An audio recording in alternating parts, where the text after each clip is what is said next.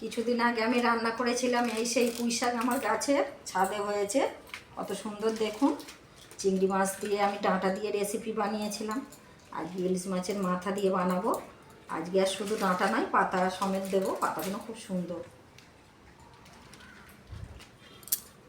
সকলের খুব ভালো লেগেছে, অনেকেই দেখেছে, খুব ভালো লাগলো। এত ভালোবাসা পাওয়ার জন্য, আপনারা এত ভালোবাসেন, কমেন্ট করেন, খুব ভালো লাগে। আপনাদের কমেন্ট খুব গুরুত্বপূর্ণ।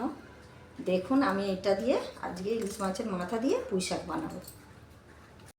ইলিশ মাছের মাথাটাকে আমি নুন হলুদ মাখিয়ে নিয়েছি, কড়াইয়ে তেল দিয়ে দিলাম, মাথাগুলো দিয়ে দিলাম,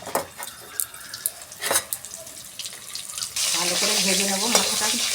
মাথা দুটোকে তুলে নেব। একটা গোটা শুকনো লঙ্কা, 5 ফোড়ন আর তেজপাতা, আলু কুমড়ো দিয়ে দেবো। আমি কেটে নিয়েছি, 2 ফালি করে নিয়েছি। দেখুন পাতাটা আলাদা আর ডাঁটাটা আলাদা করে রেখেছি, এতে তাড়াতাড়ি হয়ে যাবে, খেতেও ভালো হবে। আমি ভালো করে ভেজে নেবো। ভাজার সময় এর মধ্যে অল্প একটু 1 চিমটি হলুদ দেবো, দিয়ে হলুদটা দিয়ে এবার ভালো করে লাল করে ভাজা হয়ে গেছে আমার আলু কুমড়োটা। এর মধ্যে আমি পুঁই শাক ডাঁটাটা দিয়ে দিলাম, ঢুকলে হয়ে যাবে। পুঁই শাক ডাঁটাটা এই কুমড়ো আলুর মধ্যে ভেজে নিলে সরাসরি ভাতটা একটু কমে যায়। সরহর তো পড়বেই, পুঁই শাক যেটা সরহর জিনিস একটু পড়বে। ছাড়া করে ভাজা হয়ে গেলে এবার এর মধ্যে আমি পুঁই শাক পাতাটা দিয়ে দেবো, পাতাটা আমি দিয়ে দেবো। এবার এর মধ্যে দেবো স্বাদ অনুযায়ী নুন।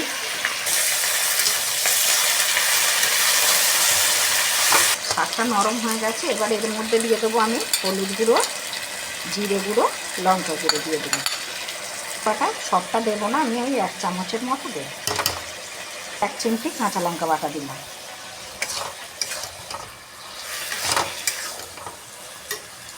ইলিশ মাছের মাথা দুটো আমি দিয়ে দেবো।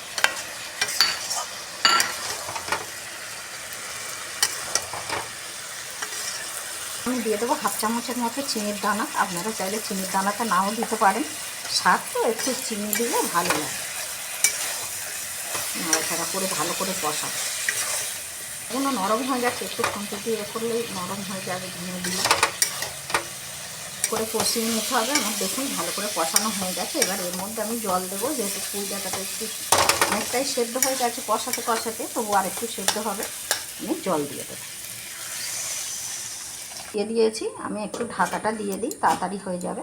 কিছুক্ষণ বাদ আমি খুলে দেখব কতটা সেদ্ধ হয়েছে। এসছে, এটা একটু ঘেঁটে দেবো, ঘেঁটে দিলে বেশ খেতে ভালো হবে। এইভাবে খুন্তি দিয়ে আমি মিশিয়ে দেবো।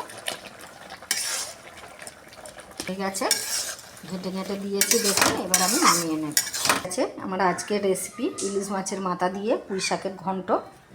আপনারা এইভাবে বানাবেন। কেমন হয়েছে কমেন্টে জানাতে ভুলবেন না। ভালো লাগলে লাইক কমেন্ট শেয়ার করবেন। রাখলাম, ধন্যবাদ।